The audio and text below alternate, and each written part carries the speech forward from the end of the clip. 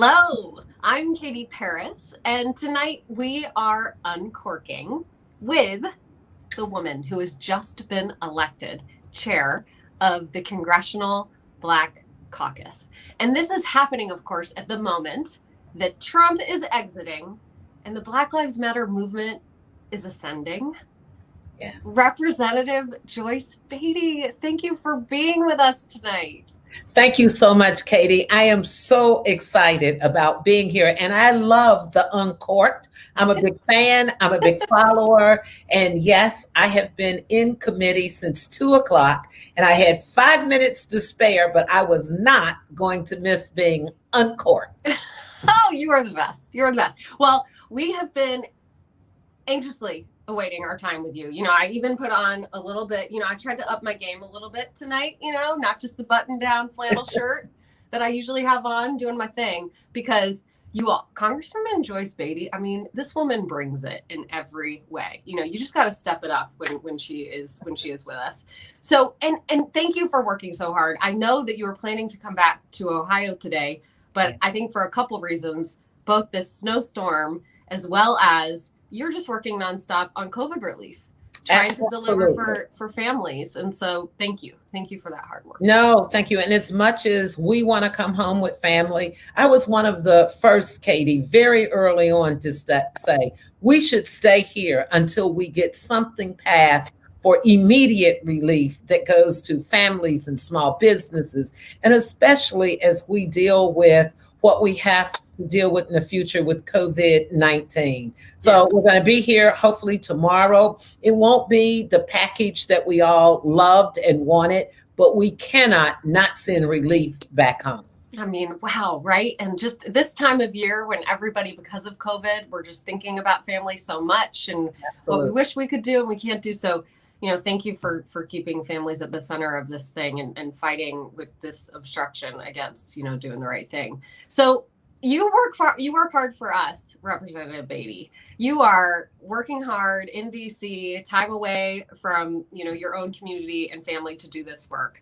I have to ask you, because this is important to us here in this community, okay? Because we are all about getting involved and making change and harnessing our power as women to bring change in the world and in our communities. But we also recognize that means taking care of ourselves and each other. Mm-hmm. And so, for a woman like you who steps up in such a big way all the time, what do you do to stay sane, to recharge, to make sure that you can keep bringing it day in and day out? Well, I do try to tell people that you have to listen to your body, and that is so important. So I find time. Now, sometimes it's 2 o'clock in the morning or it's 3 o'clock. Those who know me know I don't require a lot of sleep. And I tend to work all day, but then you still have to read and you have to stay up on things. But I find time to take quiet moments for me.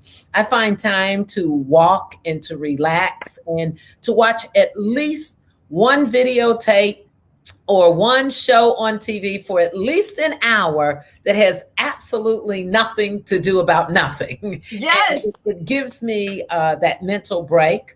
I try to put my phone down at least for 1 hour and just have time with my family. But the most important thing that energizes me and keeps me going, my grandbabies. Of course. Boy, do you have that priority, right? Exactly.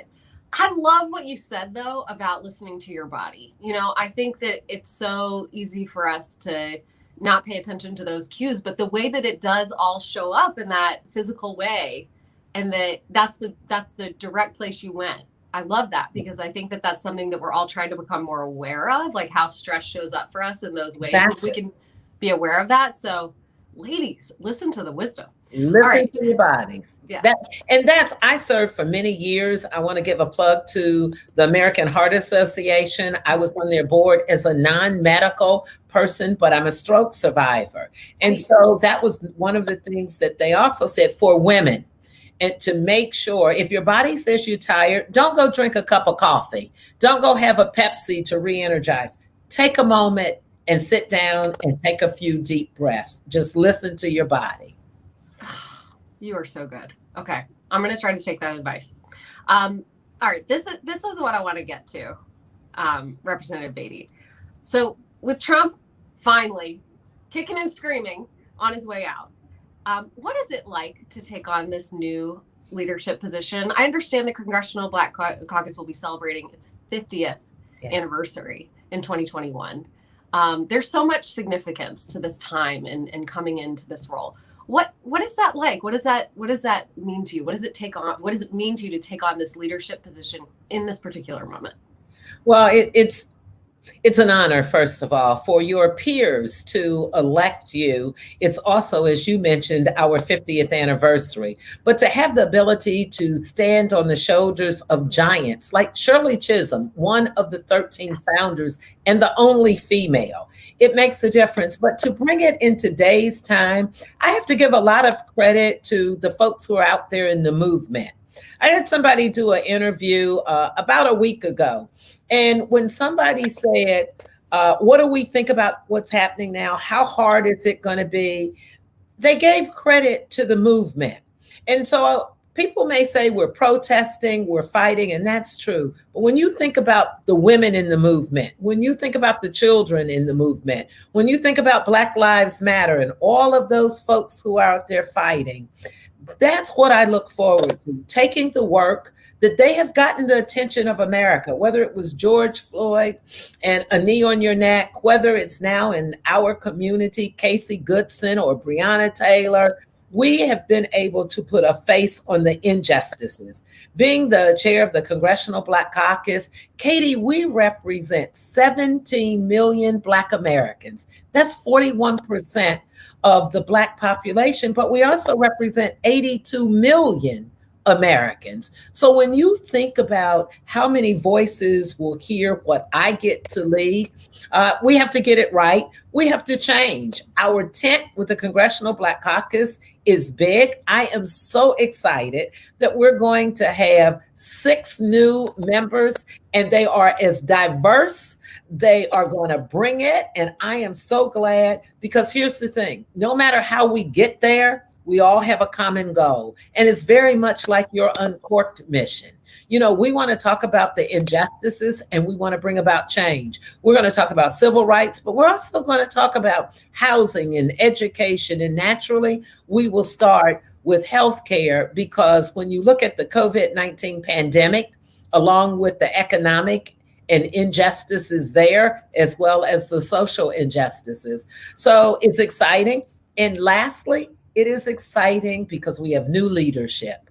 It is exciting because we have Vice President-elect Kamala Harris, who's going to be the nation's first Black woman of color, and because there's so many individuals that's holding us accountable. And I am happy that our district, our communities are out there every day fighting for justice. We've learned a lot. And I can honestly say it helps us when we talk about accountability to put something behind that. What accountabilities are we asking for? What transparencies do we have to talk about? So it doesn't matter how you started. It matters how you end up. Yes, exactly. You know, and Congresswoman, I know that you were so genuine when you talk about the importance of the movement. I know that you are not afraid to put yourself out there. We all saw here in Ohio and so far beyond, you know, right after George Floyd was killed. I mean, you were out there, you were pepper sprayed in the midst of those protests. You put yourself out there, you know, I mean, you're a congresswoman and there you stood right alongside the people fighting in the streets against injustice. And so ladies, just know. You learn that from the people. And a lot of people, whether they started out saying, oh, I'm right with you, everybody's not going to be with you. And it's important to listen to both sides. It's important to learn. And if we're really going to talk about a movement and moving on, we have to come together. We should not be fighting each other because I'm from this generation or that generation, because the people I represent, the people that you're talking about, suburban women who have brought so much to the table. Look how they were mistreated, the same way that many inner city Black women or Puerto Rican women. So when we think about our end goal, to stand up for justice, to be treated with respect and fairly, That's what a movement is all about. And it's not excluding anyone. That's And right. when I watched moms demanding action, students demanding action, when I watched people marching with Black Lives Matter or for justice, at the end of the day, we all wanted the same thing. Yeah. Yeah, that's right. And that is what delivered this election result as well. Absolutely. A coalition of everyone you just named. And we got to keep working together. This is not the first time that you have stepped up in a big way with this new leadership role. I love the fact that you were the first woman Democratic House leader in Ohio history. And, I guess my question for you on this is that we women, we can be really good about talking ourselves out of big opportunities. Mm-hmm. We can tell ourselves, I haven't done all my research. I'm not fully prepared. I'm not sure I should be the one, maybe not me. And how do you talk yourself into stepping up? Well, it's interesting. And thank you for mentioning that history. When I was the first House Democratic leader, it was important for me to be out there, but it was more important for me to make sure that other women followed. Yes. And what I had to say to myself, because at that time I was told I should not run by colleagues, male, but also there were women who said, I'm scared for you and I can't support you because the guys who are going to beat you are then going to punish us for supporting you. And that was heart-wrenching.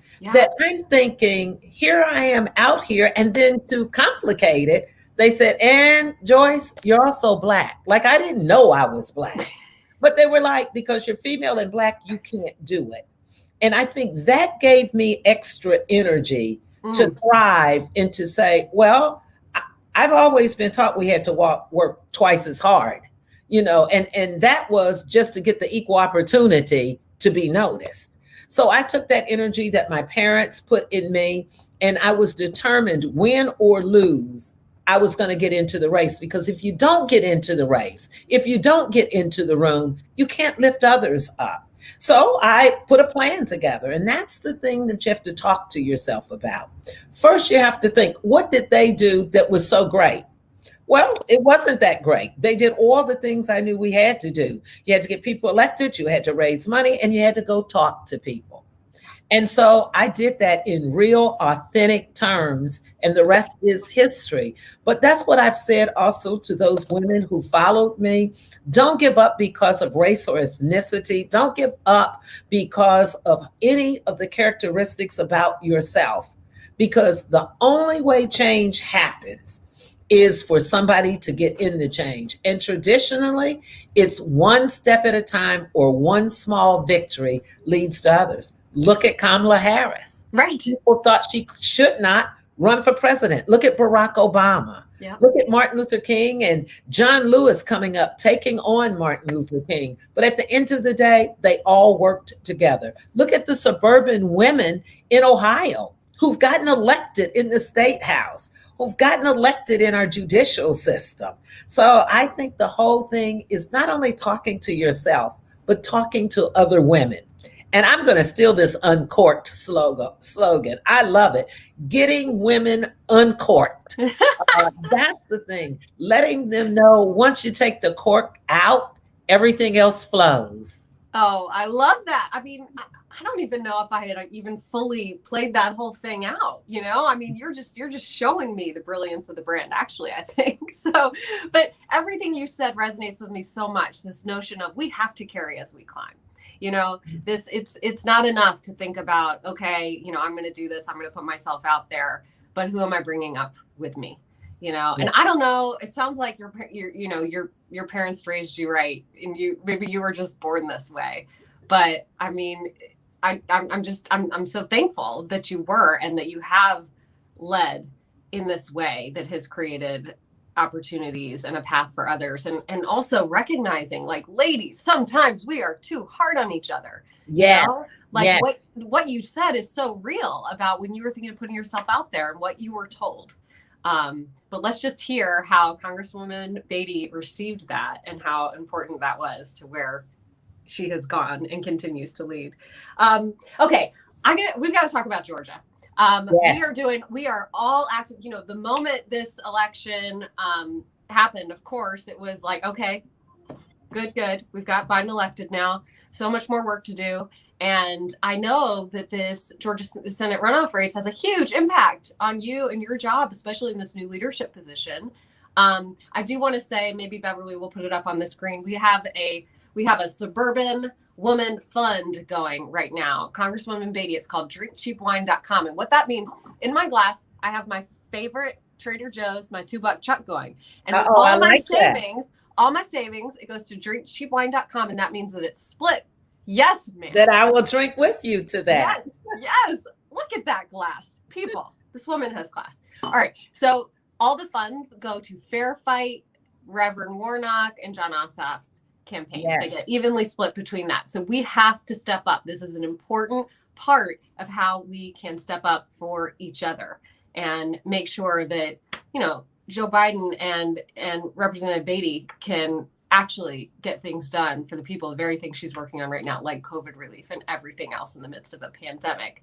And also, if you are a suburban woman in Georgia or outside of Georgia and you want to help out and get involved and make sure that this diverse coalition that does include women in the suburbs steps up in Georgia to get this done, please join us to redwine.boo/peaches is where you can come and tell us what's up, how you want to get involved. We've been sending hundreds of thousands of texts to suburban moms in Georgia to make sure first it was their kids are registered, then that they've requested their absentee ballots. And we're having a good time getting together on Zoom and making change happen so that, I mean, Congresswoman Beatty needs to have that Senate majority so she can get some stuff done, right? So tell us about what impact, how are you thinking about Georgia and how important that is for you and your job? Well, let me just tell you, it is so important. And thank you for putting all of that information up so people can participate, so they can contribute. I've had the opportunity to talk to the candidates. I've been able to support them. It makes a difference in the lives of us in Congress because we could actually control the House, the Senate, and also have the White House. It makes a difference not only for me, but for the families across America, for the children. When you think of what could happen in all of the areas we've talked about tonight and how it can continue to lift women up. When we look at women's rights and how it's been attacked, when we look at healthcare, I voted 70 times to keep the Affordable Care Act because my colleagues were voting against that. And thank goodness for all the women, suburban and inner city, Black, white, brown, and other that marched, and it made a difference. So when I tell people your vote makes a difference, it makes a difference. Look at the change we have now with the Biden-Harris ticket. Look at what we can get in the Senate. It will help us when we have legislation, like when we sent over the George Floyd Policing Act, like when we sent over the CARES Act, and it died in the Senate after all of that work. Why? When people are going to say to me, when I come home this weekend, people are going to say, why did it take us so long to send help back home to families and women? Why didn't we get more? That's what difference it will make if we pick up these 2 seats and have the majority. When we want to talk about going back to sending dollars home to the communities in care and relief packages, it makes a difference when we can carry the Senate. So it's not only for us in Congress, it's for the 11 million people in Ohio, it's for all of the citizens across the United States. And in particular, for women, it will make a huge difference to everything that you're fighting for with red.wine/peaches or blue, I think it is. Yes. Okay. Redwine.blue/peaches. There you go. Yes. Listen to the Congresswoman, get involved. I mean, she has just laid it out so clearly why this matters so much. And I want to say too, I think sometimes people go, oh, well, maybe we need to have balance in government. It wouldn't be so good to also make, for the Senate and the House, for Democrats to be in charge. But, where we are today, it's not a question of, to me, this doesn't come down to partisanship or not. It comes down to delivering for the people or obstruction, just doing something. This COVID relief makes it crystal clear. You know, are we going to be able to show up for the people? Are we going to be able to make sure people can maintain having health care in the middle of a pandemic or not? You know, and that is balance. You know, when people go straight to we need to have Democrats and Republicans, but here's the thing: there's a lot of bipartisan things that can happen. Yeah. And right now we are totally out of balance because we have disagreements on the other side of the aisle within who they're going to support and who they're not, and not from a partisan standpoint, but from a position of principle, a position of feeding children. No one can really tell me that they're okay with 1 in 5 babies going to bed hungry. Nobody can really tell me that they're in favor of people across the nation being evicted and homeless and sleeping on the street, or not putting funds in to make sure that we have relief for small businesses and the economy.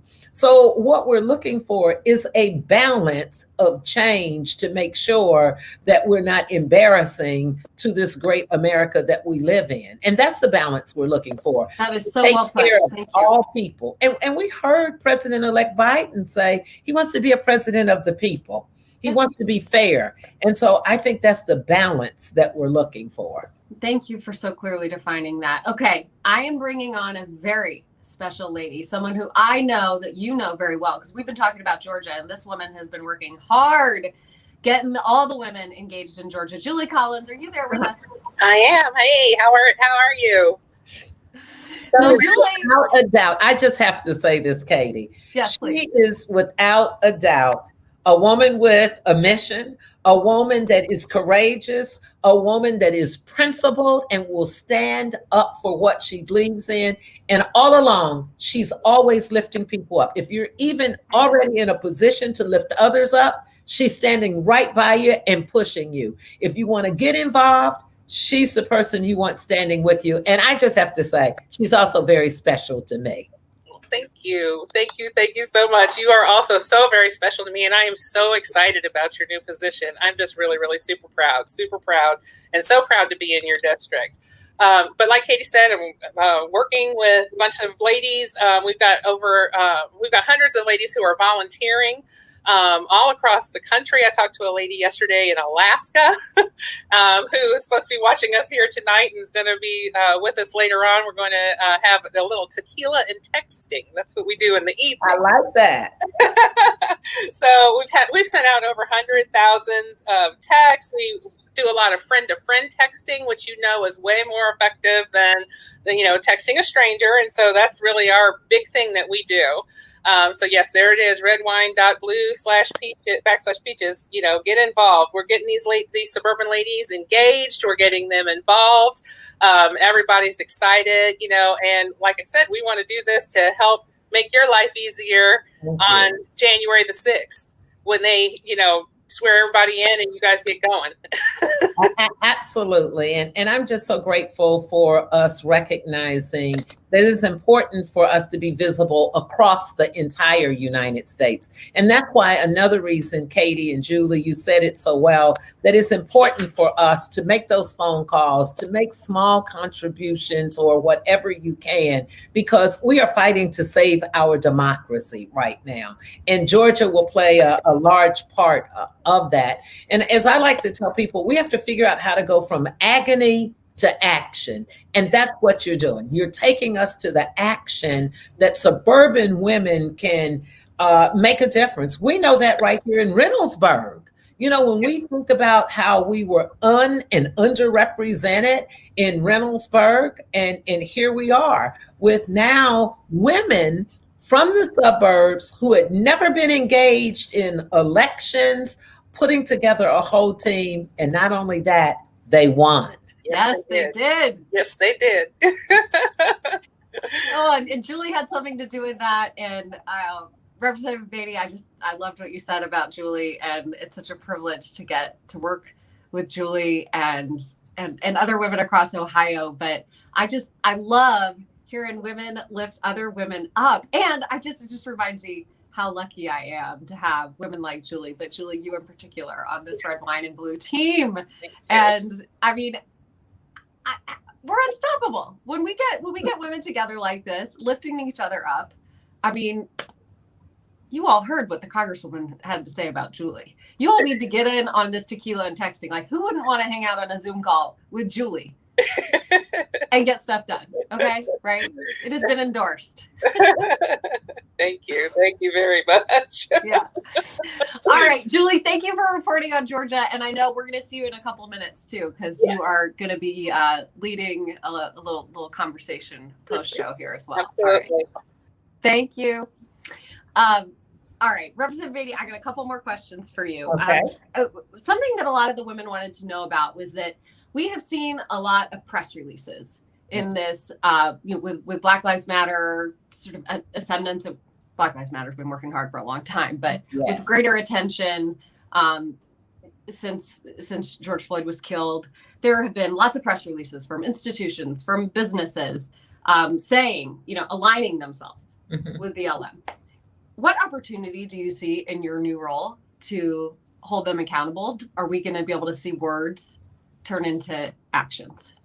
Well, thank you for that. Absolutely. We are looking at doing a report card on corporate America as it relates to racial equity and inclusiveness, because some people just want to write a check and say, okay, we've contributed or we've sponsored something. That's not what we need. We know that there is systemic racism and we need a cultural change. So we're going to be taking a look at that. We're going to be incorporating, you mentioned George Floyd and Black Lives Matter. Well, see, I can remember when we were going where a new member now, Cori Bush, will be sworn in. And so I can remember when we were in St. Louis and we were going there because, again, there had been another shooting and killing. And so members of the Congressional Black Caucus went down there, and that was in the early days of Black Lives Matter. So often people don't know our history and our story. So we have to make sure people know that this is not new. It was just a different way of saying Black Lives Matter. 20 and 40 and 50 years ago, when people were marching for civil rights and voting rights and housing rights, we were talking about Black Lives Matter then. The terminology is just different now. And that's why I am so excited about having new members in Congress who are from today's march. But you can't do it without bringing the past and the current together. And so I think that's one of the things that I have the opportunity of looking forward to with the Congressional Black Caucus. We have people who were in protest and marches with the original Black Panthers still there. So we have people that march, like Jim Clyburn, that marched with John Lewis. And then we have young people who are in the march of today in Black Lives Matter and fighting for social justice. Think how powerful we're going to be to represent this 50-year legacy when we bring everyone together. That's right. But we're going to hold people accountable. And let's just speak truth to power. There's a lot of issues out there about too many lives being lost to senseless gun violence. And I know that's something that Julie and other suburban moms have brought to the table as much as our inner city mothers. I served with Lucy McBath, a suburban mom who lost her son to loud music. But then you have Miss Garner, who lost her son inner city to that. We have to put all of this together and make sure that we talk about accountability. We talk about transparency, whether it's guns in our community that shouldn't be, whether it is at the hands of a police officer and it shouldn't happen. We can't be afraid. And I know as soon as I say this and people play the clips back, I get hate mail, and you shouldn't say this all the time. But I can tell you one thing the movement has taught me, the current movement, is to remember not to be afraid. Think about Fannie Lou Hamer. Think about John Lewis and Martin Luther King and Shirley Chisholm. But think about the people today, all of those women that started Black Lives Matter, all of those school teachers and nurses and bus drivers that put their life at risk every day as essential workers. So we can't be afraid. We have to stand up for all of the people. And to my staff, they wrote messages, Katie, and you'll love this. They wrote messages in their areas about, we are uncorked because we serve the people and we get millions of dollars back to communities. We're uncorked because we're not afraid to get pepper sprayed or to go out there when we're fighting for the people. We are uncorked because we're challenging this administration on diversity and inclusion. So there's so many things that we're going to be able to do because we're going to unite as the Congressional Black Caucus, and we're going to work with the other caucuses. We have an Asian and Hispanic caucus, and when we put all of our numbers together with our other members of our caucus, we're stronger together. Absolutely. Well, thank you, Congresswoman Beatty, for speaking, and please know that we are listening. Thank you. And we're just so grateful for your leadership, and we're here for it, you know. And I am so grateful, you know, your district in Ohio, it is urban, it is suburban. You are representing you know, the change and the direction we all have to go together. And so thank you for stepping up. Thank you for bringing others along with you. And just to say goodbye, I'm going to invite Julie back on, along with a couple other people who also wanted to get a chance to say hello. Julie, you want to introduce whoever you got here with you, just to say hello and goodbye to Congresswoman Beatty as well. Yes. Sure. Which Julie? I didn't Julie Collins. You go ahead. That's where we're supposed to be. I just heard Julie and started talking. So this is Julie Womacka. She's below me on my screen. She is the organizing director for Red, Wine, and Blue. So she does spectacular work, does a whole lot of sending us and guiding us to where we need to be. And I have Laura Robinson Boyd from the Bexley area. So you have two of your constituents here, Rep. Beatty. And she's also wonderful cook by training, teaching chef. But she has been very involved with Mom's Demand and very involved with Red, Wine, and Blue. And so just an activist to her core. Well, thank you for joining us, and thank you that I get to say not only hello to you, but thank you for everything that you do, because this is a movement and it's going to take all of us. Yeah, and Meredith here. Somebody else you know, Congresswoman. You were mentioning Reynoldsburg. I just talked about women in the movement and a double African-American, Black American women fighting, suburban women coming together. Bexley, I represent the entire city of Bexley. And it makes a difference when we do just what you're doing tonight. And so, Katie, to you, I want to say thank you for pulling everyone together. And Julie, keep fighting. We got to get this right in Georgia, because it'll make a difference for Ohio. Yes, it will. Yes, it will. Thank you so much for joining us, Congresswoman. And thank you. And you ladies, you take it from here. Will do. I am so sorry I spoke, Julie. I just heard It's funny, I was watching the feed and she kept saying Julie, and I was like, wait a minute. Like and you did stuff with gun violence prevention. I do stuff with it. And so we have very similar. I kept like, why is she talking about? I'm not up there. Oh, Julie Collins. But thank you everybody for coming on. Meredith, I'm so glad you joined us. I was so excited watching Congresswoman. I was like, oh shoot, I'm supposed to log in. All right. Well, Laura got to introduce herself. Julie has introduced herself. Meredith, go ahead and introduce yourself and just tell everybody a little bit about yourself there. You got yes, tonight. I'm Meredith Lawson Rowe, Reynoldsburg City Councilwoman representing Ward 4. And I was a part of that great team that ran together and was elected in 2019. And then I'm one of 3 history-making Black women that serve Reynoldsburg today. So I'm just pleased to be here. You know, I have a strong affinity for all of you ladies at Red, Wine, and Blue. Well, we're really glad you're here. And I have to say, if anybody was privileged to watch that and hear from Representative Beatty, I am just so happy to know that we have strong women like her leading us and representing Ohio. Laura and Julie, she actually is your district, correct? That is your Congresswoman. Yes, she is. And yeah, she's right. And Meredith too.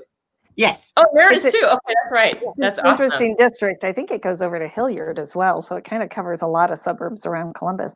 Mm-hmm. Well, I will tell you how jealous I am because my representative, not the same by a long shot. So I'm very jealous of the three of you.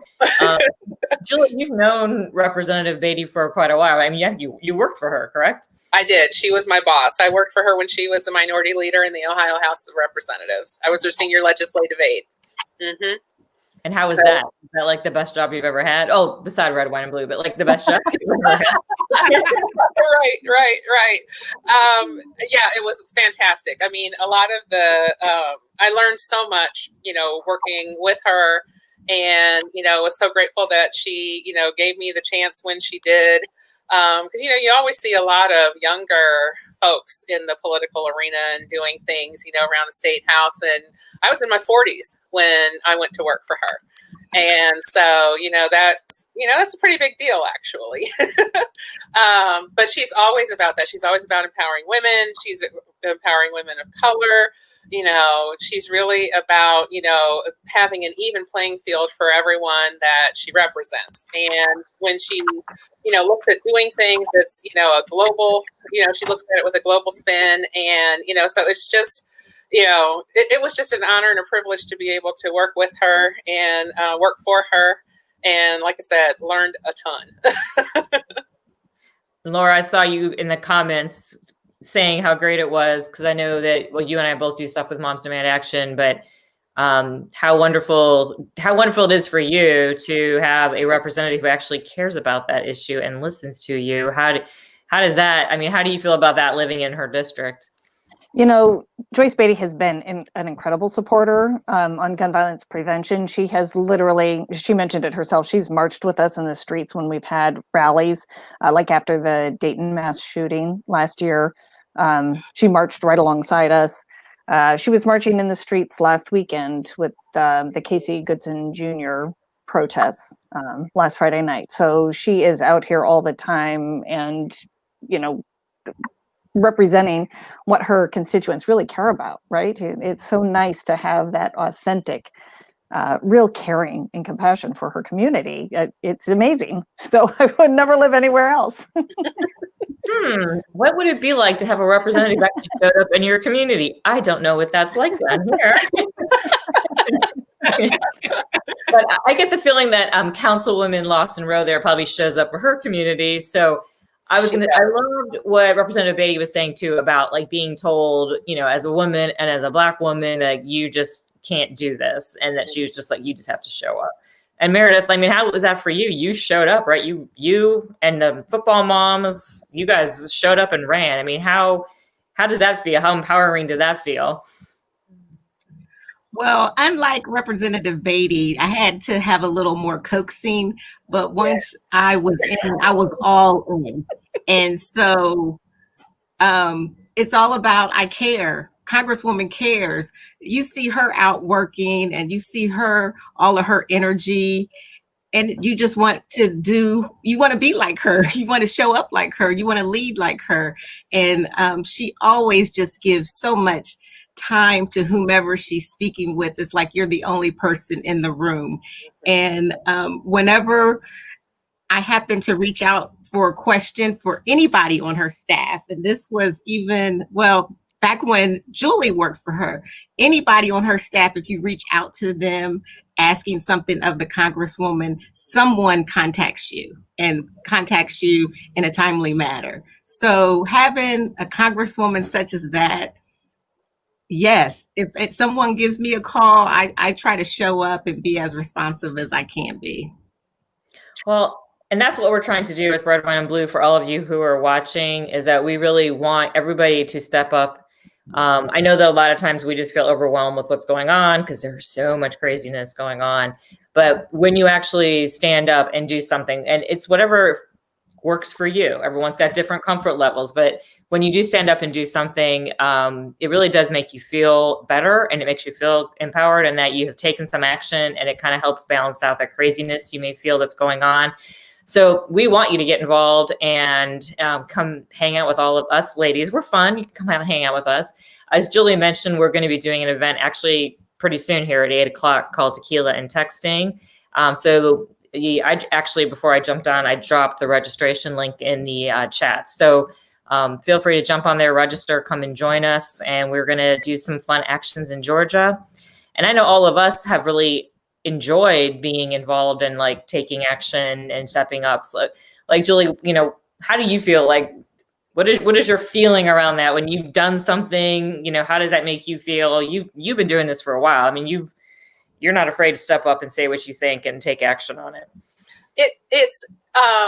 It's just really empowering. I try to think about, you know, well, my kids are adults now, but, you know, back when I very first started with this, they were younger. And so it was setting an example for them that, you know, you don't just exist. You don't just go to work and come home and maybe do something fun on the weekend. You know, you need to be involved in your community. You need to make sure that your community looks the way that you want it to look, you know, that the streets are kept up and that, you know who your representatives are at every level, you know, just kind of try to do that.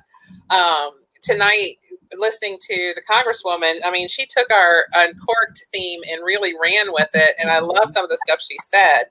The first thing that you just alluded to almost, that agony to action. That was huge. That was a big thing. I wrote that down. And then talking about all the reasons why we are uncorked. And when she was doing that, I was thinking that we should be asking people, how are you uncorked? Because she said, once you take that cork out, everything flows. And that was just really just kind of reframe things, you know, also. But yes, taking action. I've been having fun with the text. Like I said, yesterday I spoke with a lady in Alaska who's supposed to be joining us this evening for Tequilas and Texting. And, you know, people are really getting involved all over the country because everybody understands that, you know, we have this great big country, which is one community, and then we have our little, you know, communities as well. But we got to be involved from every level. So. Well, that's actually a great question. So I can ask Meredith and Laura to think about it for a second and like repeat that, Julie. How do you feel when you're uncorked? Is that the terminology? Talking about all the ways that we are uncorked because, and so my question is, well, how are you uncorked?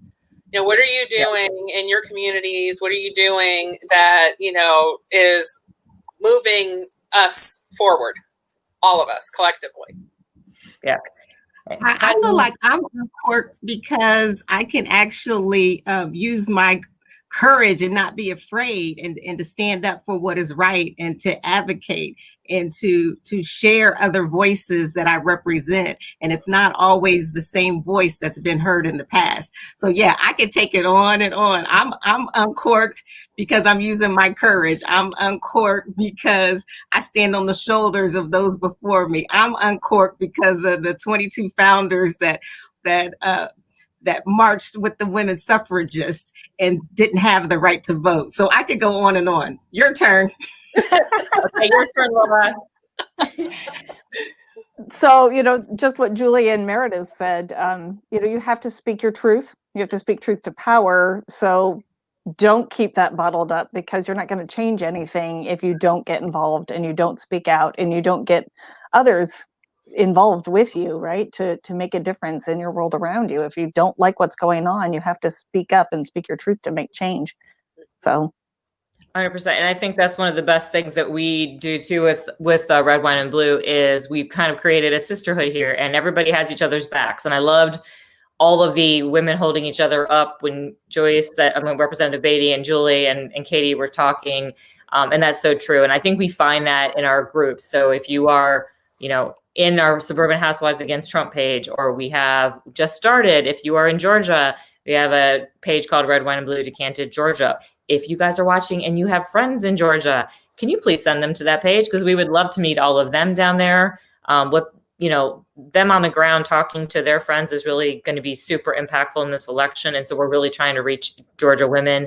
But we are going to have to go get ready for Tequila and Texting. and so drink cheap wine, right? Yeah, and drink cheap wine and donate to that fund as well. And my wine is so cheap, it's water. It's okay. It's good. It's good to be hydrated. You're on the right path there. That's also we hope you guys will join us, and we are so happy that we had the time with Representative Beatty tonight, and we are so proud she's from Ohio, and we wish her so much luck in her leadership position with the CBC. We will all be watching her and seeing how 2021 progresses. Very excited for all the changes coming. So hope you guys see you all at 8 o'clock at Tequila and Texting. And thank you guys for watching. And we'll see you, well, not next week because it's Christmas Eve, but we'll see you soon.